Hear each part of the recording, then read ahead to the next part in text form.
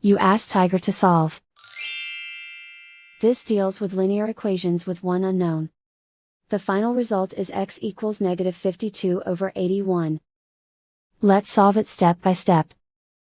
Simplify the expression. Expand the parentheses. Multiply the coefficients.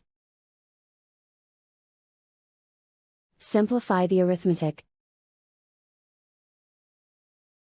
Group all constants on the right side of the equation. Subtract 45 from both sides.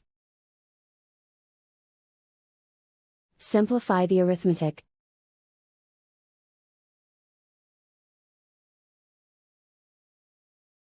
Isolate the x. Divide both sides by 81. Simplify the fraction. And so the final result is x equals negative 52 over 81.